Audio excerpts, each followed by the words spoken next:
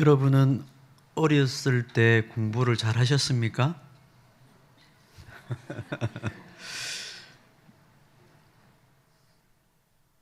저는 어릴 때 그런 기억이 납니다. 시험을 쳤는데 98점을 맞아가지고 울었던 기억이 납니다. 좀 재수 없지요? 여러분, 여러분의 자녀가 시험을 쳤는데 99점을 받아오면 여러분 어떻게 하시겠습니까? 칭찬하겠지요, 그죠? 잘했다, 수고했다, 아마 칭찬할 겁니다. 99점은 너무 점수를 잘 받은 거기 때문에 그렇습니다. 그런데 여러분, 그 시험 말고요, 비행기를 조종하는 사람이 착륙을 할 때 매뉴얼이 있습니다. 교육을 받으면 매뉴얼이 있죠. 맨 마지막에 하는 게 뭐냐면 바퀴를 비행기에서 탁 내리는 거거든요. 바퀴를 내리기 전까지 99%다 잘했는데 마지막 1% 바퀴를 밖으로 내는 것을 안 한 겁니다. 제가 다 잘했는데 이 마지막 이거 하나는 제가 못했습니다. 여러분 어떻게 될까요? 99% 잘했는데 1% 잘못했는데 칭찬해야 됩니까? 아마 그 비행기는 사고가 나서 다 죽을 겁니다. 세상에는 99점으로 만족할 만한 것들이 있습니다. 그리고 칭찬할 만한 것들이 있지요. 그러나 어떤 것은 100%가 아니면 만족할 수 없는 것들이 있습니다. 100점이 아니면 성립 불가능한 것들이 있지요. 하나님의 말씀이 그렇습니다. 오늘 본문 말씀을 보면 사울 왕이 나오지요. 사울 왕은 대단한 승리를 전쟁에서 거둡니다. 그리고 그 전쟁에서 99% 하나님께 순종한 것처럼 아주 당당하게 서 있습니다. 그러나 하나님은 이 사울 왕을 향하여서 그의 순종에 대해서 심판을 하시지요. 너는 나를 버렸다고 말씀하십니다. 99점을 맞았는데 너는 나를 버렸다고 말씀하는 겁니다. 대체 무엇이 문제일까요? 오늘 말씀을 통해서 우리는 선택적 순종이라는 것이 얼마나 심각한 죄인지를 살펴보면 좋겠다 하는 생각이 듭니다. 첫 번째로 하나님의 말씀은, 하나님의 명령은 우리에게 타협을 요구하시지 않습니다. 허락하시지 않습니다. 하나님은 사울 왕에게 거듭 그를 왕으로 세우시고 순종을 시험하십니다. 3번에 걸쳐서 시험을 하셨죠. 오늘은 3번째 시험입니다. 명령은 너무 명확하죠. 너는 가서 아말렉과 전쟁을 하고 그 아말렉 모든 소유를 남기지 말고 진멸하라고 명령을 하십니다. 하나님은 이기느냐 지느냐를 묻지 않으십니다. 하나님의 계획에는 지는 것은 없습니다. 하나님은 이미 이긴다고 전제를 하고 지금 출발하는 겁니다. 우리는 우리의 머릿속에는 이기느냐 지느냐 여기에 달려있지만 하나님은 그런 계획이 없습니다. 가서 하나도 남김없이 진멸하라고만 말씀하십니다. 이미 이길 것을 전제하시고 이긴 후에 그가 어떻게 할 것인지를 하나님 요구하시지 우리 삶의 결과를 요구하시는 게 아닙니다. 여러분, 첫 번째로 우리가 이 교훈을 알아야 됩니다. 우리한테 승리해 오라고 말씀하시는 게 아니고 승리는 할 건데 그 이후의 결과에 대해서 네가 어떤 태도로 접근할 것인가를 물으시는 겁니다. 그게 하나님께서 우리에게 시험하시는 겁니다. 오늘 말씀에 진멸하라 그러지요.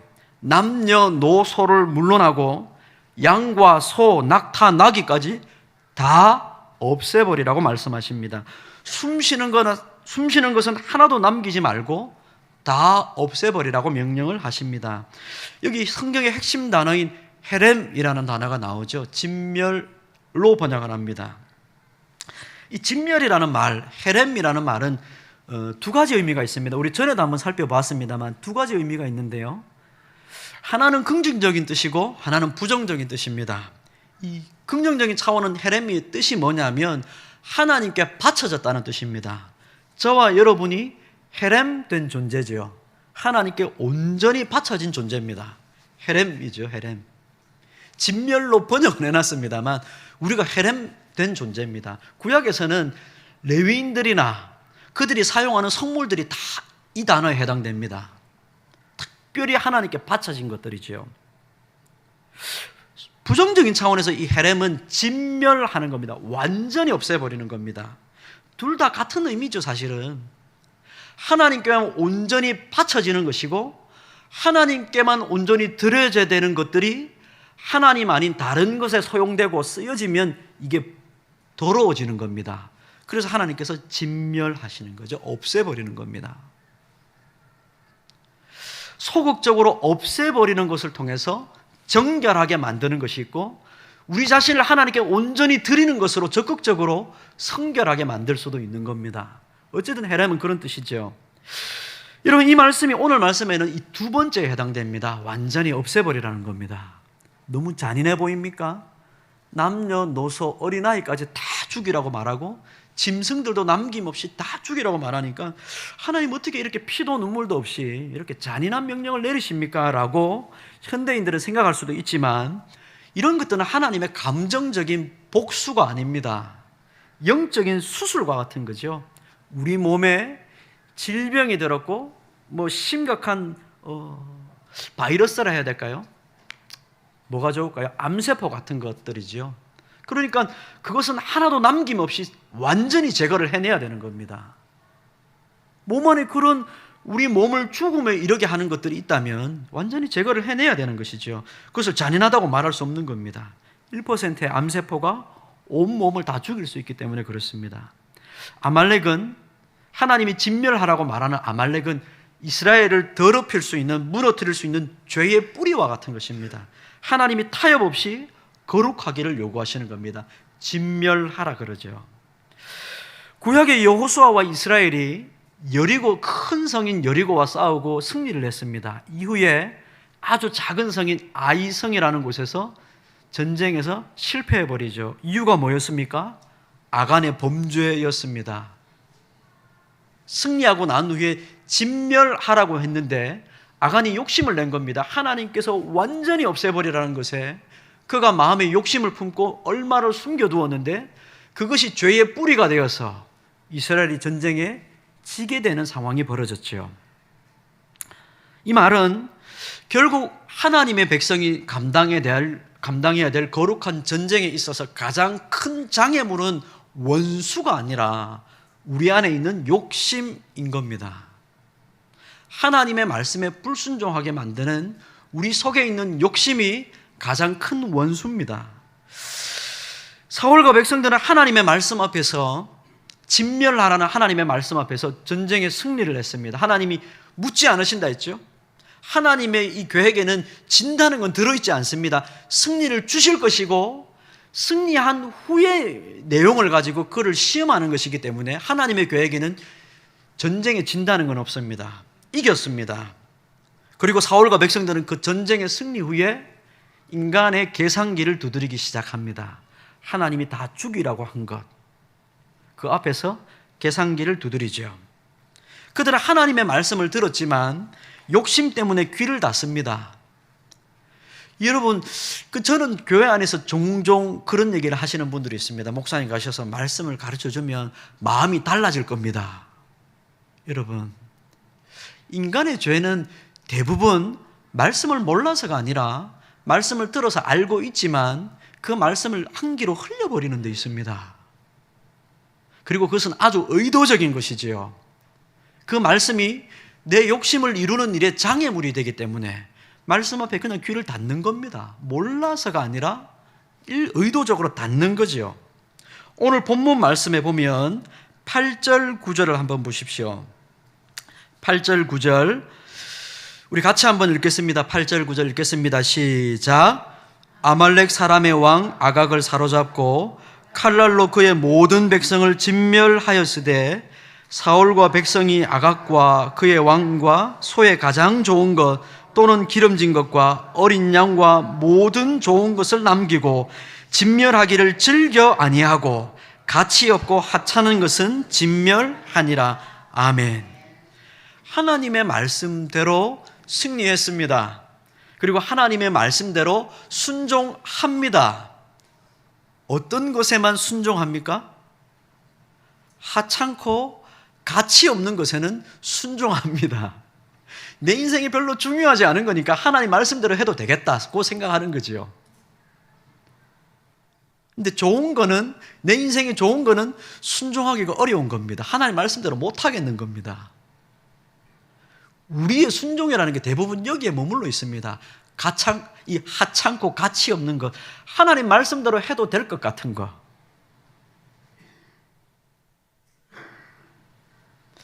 여러분, 저는 이단 중에요, 그 여호와의 증인 말고 여러분 까만 옷 입고 돌아다니는 외국 사람들 보신 적 있습니까? 저는 그런 그 젊은 그 외국 친구들을 보면요, 참 대단하다는 생각이 들어요. 인생의 가장 귀한 시간을 하나님께 드리는 것 아닙니까? 한창 젊은 나이 때거든요. 24살 주로 이전에 보통 가거든요, 외국으로. 2년을 그렇게 삽니다. 자기 인생의 가장 좋은 시간을 하나님께 드리기 위해서.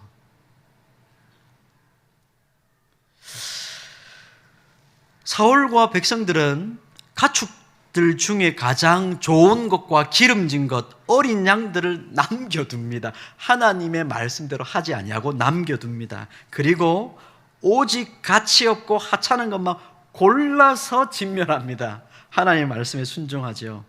하나님께 드리겠다는 인간적인 명분은 하찮고 가치 없는 것으로 합니다. 주머니에 손 넣어가지고 100원짜리 있으면 한 개 던져주는 겁니다. 이거 받으십시오.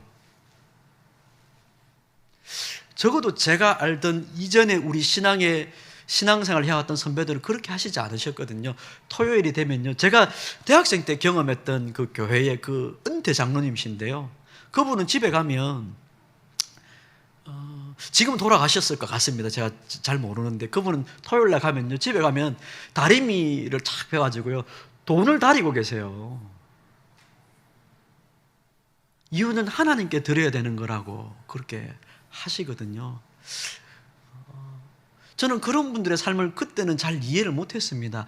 굳이 뭐 그 돈이나 이 돈이나 저번 돈이나 편 돈이나 그 돈이 그 돈 같은데, 그런 일도 있었습니다. 그분들은 자기가 새 옷을 사면요, 제일 좋은 옷은 하나님께 입고 가야 된다고 항상 옷장 안에 넣어놓고 제일 좋은 옷을 주일날 꺼내가지고 입고 그렇게 하나님께 왔거든요. 저는 어릴 때는 그랬습니다. 생각이, 아니 뭐 반바지 입고 가나, 슬리퍼 신고 가나, 뭐 구두 신고 가나, 하나님이 눈이 계신 것도 아니고 그런 걸 다 보시나. 저는 어릴 때는 그런 마음이었거든요. 근데 저는 지금에 와서 이제 그분들이 하는 말의 중심이 보입니다. 그분들의 하는 마음이 보여요. 하찮고 가치 없는 것은 하나님께 드리는 것이 아니라는 그 마음을 제가 비로소 배웁니다. 인생의 가장 좋은 것과 가장 귀한 것을 하나님께 드리겠다는 그들의 마음의 중심을 도대체 대관절 누가 알량한 그 이성으로 함부로 판단해서 그거나 이거나 그렇게 말하겠습니까? 실용주의죠. 인간이 가지고 있는 실용주의. 하나님께 드리겠다는 생색과 명분은 내는 겁니다. 가장 하찮고 가치 없는 것으로 하나님께 드리는 것으로 하나님께 드렸습니다.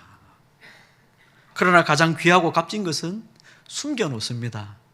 나와 내 가족만 먹어야 된다는 거죠.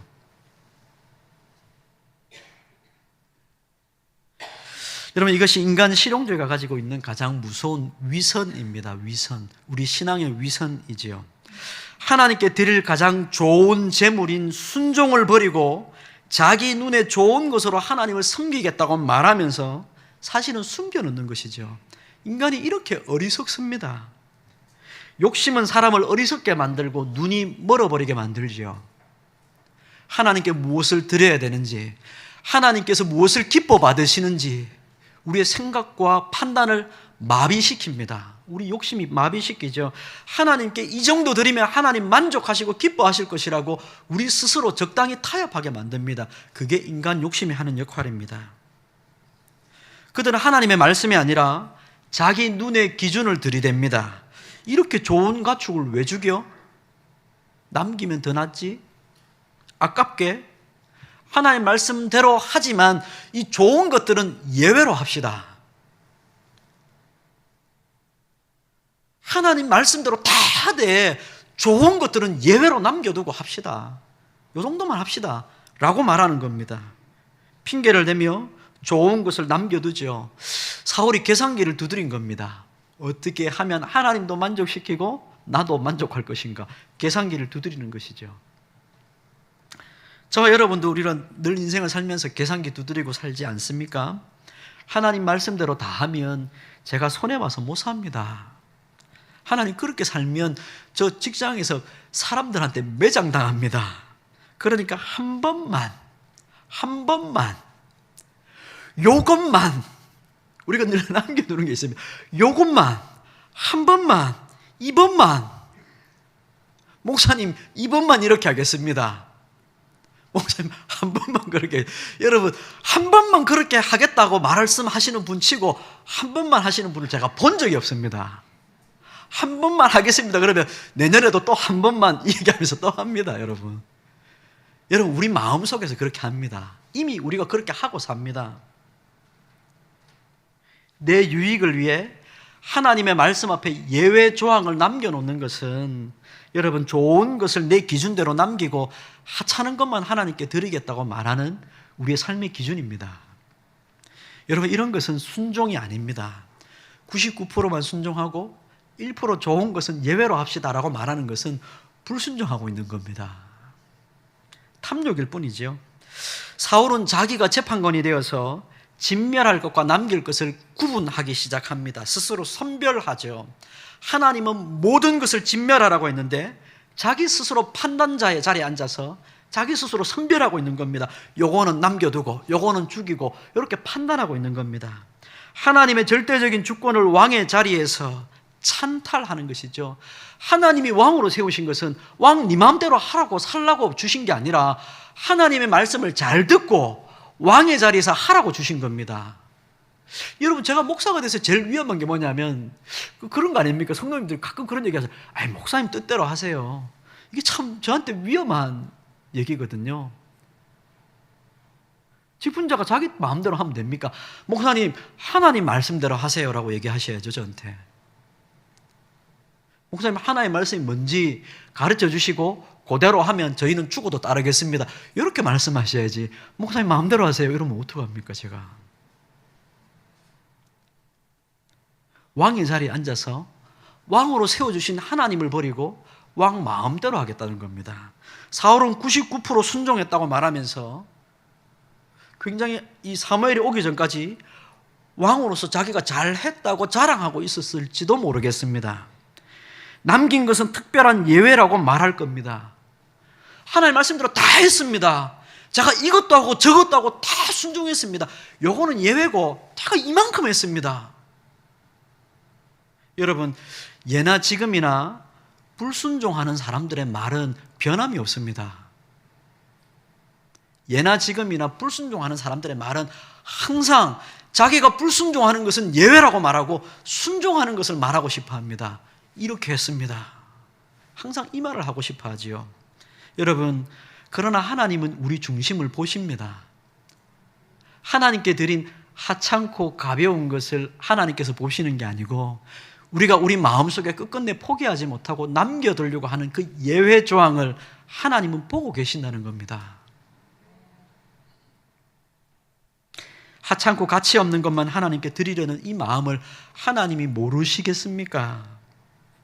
결국 하나님은 사울의 중심을 보시고 그를 왕의 자리에서 이 세 번째 마지막 이 시험 앞에서도 또 불순종한 하나님의 말씀을 듣지 아니한 이 사울을 마지막으로 그의 왕의 자리에서 그를 폐위시킵니다. 성도 여러분, 사울은 기름진 가축 몇 마리를 얻었습니다. 그리고 무엇을 잃어버렸습니까? 왕의 자리를 잃어버렸지요.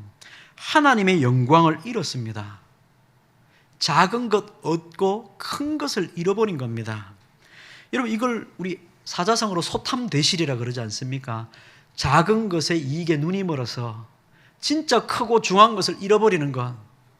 우리 신앙이 이상하게 왜곡되면 내가 아무리 어떤 짓을 해도 하나님 나를 버리시지 않는다는 이 말로 자기를 합리화시킵니다.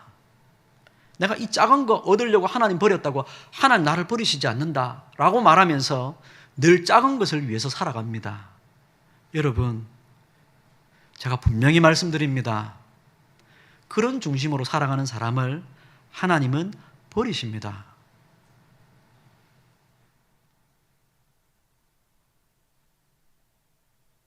제 얘기가 아니라 성경의 얘기지 않습니까?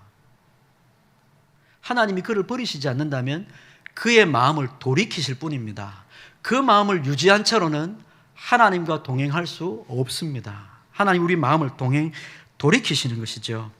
눈앞의 작은 이익과 죄의 즐거움을 지키려다가 하나님께서 우리를 위해 예배하신 영원한 축복과 하나님이 우리에게 베풀어 주신 모든 은혜들을 다 통째로 날려버리는 영적 파산에 이르면 얼마나 이게 어리석은 삶입니까?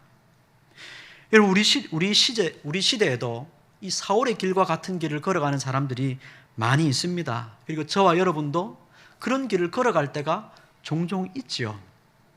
지키기 쉽고 마음에 드는 말씀, 이 정도는 내가 할 수 있겠다 하는 말씀만 우리 마음에 딱 받아들입니다. 그리고 그 이상은 절대로 하지 않습니다. 꿈쩍도 하지 않죠. 지키기 쉽고 마음에 드는 말씀만 순종하는 척합니다. 그러나 내 이익과 직결되거나 내가 포기하기 싫어하는 죄의 영역에 있어서는 은밀하게 남겨두죠. 아주 은밀하게 남겨둡니다. 그리고 스스로 다른 사람과 비교하면 훌륭한 그리스도인이라고 자랑합니다. 그래도 저 사람보다 내가 나은 것 아닙니까? 여러분 기억하십시오. 우리의 판단과 우리의 기준으로 편집된 99%의 순종은 하나님 앞에 불순종입니다. 칭찬 들을 수 있는 순종이 아닙니다. 말씀을 맺겠습니다. 세상은 끊임없이 저와 여러분에게 말합니다. 네 마음이 원하는 대로 해라. 네 눈에 좋은 것을 쫓아가라. 여러분 TV 광고에서 이런 얘기 많이 하죠. 눈에 보이는 것을 선택해라. 오늘 당장 오늘의 행복을 추구해라. 사람들은 당장 그렇게 얘기합니다. 그러나 여러분, 신앙은 내 눈에 좋은 것을 남기는 것이 아닙니다. 신앙은 내 육신의 눈에 좋아 보이는 것을 남기는 것을 신앙이라고 말하지 않습니다. 하나님의 마음을 시원케 해드리기 위해 내 생각 속에, 내 머릿속에 있는 계산기를 다 때려 부수는 것입니다. 여러분, 그게 신앙이죠. 여러분, 이 시간에 저와 여러분이 우리 자신의 삶을 결단하며 우리를 돌아보았으면 좋겠습니다. 우리의 삶에 남겨둔 기름진 가축은 무엇입니까? 하나님이 진멸하라고 했는데 끝까지 포기하지 못하고 남겨놓은 것이 무엇이 있습니까? 남들도 다 속이면 이 정도는 하고 삽니다. 뭐 어떻습니까? 여러분, 제일 위험한 말입니다. 남들도 다 그러고 사는데 제일 위험한 말이죠. 남들도 다 죽으면 여러분도 죽으실 겁니까? 남들도 다 그렇게 하고 사는데 이 정도 정직하지 못한 게 뭐가 문제입니까? 그거 안 하면 이 직업 못 가집니다. 제가 그렇게 얘기하시는 분들을 종종 봅니다. 여러분, 저는 적어도 지금 제 양심상은 그렇습니다. 그러면 저는 그 직업을 포기하는 게 옳다고 생각합니다. 우리의 신앙을 지키지 못할 직업이라면 저는 그 직업을 버리고 다른 직업을 택하는 것이 옳다고 저는 적어도 믿습니다. 직업을 가지신 분들은 주로 대답을 잘 안 하시네요. 여러분, 저는 그렇게 믿습니다. 저와 여러분이 이 결단을 하셔야 됩니다. 이 정도는 스트레스 해소용이지 하고, 여러분, 우리가 남들이 보면은 볼 수 없는 것들을 몰래 보는 사람들은 얼마나 많습니까? 마음속에 저 사람은 내가 때려 죽여도 하나님이 용서 못하겠습니다 라고 말하면서 끝까지 남겨두는 사람, 여러분 우리 속에 한두 명 다 있지요. 저와 여러분이 오늘 이 아침에 이 복된 주일에 우리 마음속에 있는 이 계산기, 이 정도 되는 사람은 내가 사랑하고 이 정도 되는 사람은 내가 끝까지 미워할 겁니다 라고 말하는 그 인간적인 판단을 하나님의 말씀의 칼로 다 우리 속에서 도려내야 됩니다. 인생이라는 비행기를 운전하면서 여러분 이제 착륙을 해야 되는데 99%는 다 순종했는데 제가 바퀴는 안 내릴랍니다. 이렇게 고집부리면 우리 인생은 결국 파산하고 말 겁니다. 여러분, 우리 삶에 내가 이 정도 되면 괜찮다고 말하는 99%를 보지 마시고 남아있는 1%, 하나님께서 내게 온전하게 요구하시는 하나님의 말씀을 잘 마음에 새기셔서 100% 하나님께 순종하시는 삶으로 하나님의 기쁨이 되시는 거룩한 자녀들이 되기를 주님의 이름으로 축복합니다. 기도하겠습니다. 자비로우신 우리 하나님 아버지, 우리의 삶을 하나님의 자녀 삼아주셔서 복되게 해주신 것을 감사합니다. 영광스러운 하나님의 자녀 되게 해주셨는데 아버지, 우리가 이 자리에 앉아서 사울과 같이 하나님의 말씀 듣는 것보다 더 좋은 재물이 있을 것처럼 착각하며 우리 마음대로 판단하고 불순종하는 삶을 살아가는 것은 아닌지 우리 자신을 돌아봅니다. 하나님, 하찮고 가치 없는 것을 하나님께 드리기보다 더 귀하고 값진 것을 하나님께 먼저 드리며 하나님께 영광이 되는 삶을 되돌려 드리는 우리 모두가 되게 도와주옵소서. 우리 구주 예수 그리스도의 이름으로 기도하옵나이다. 아멘.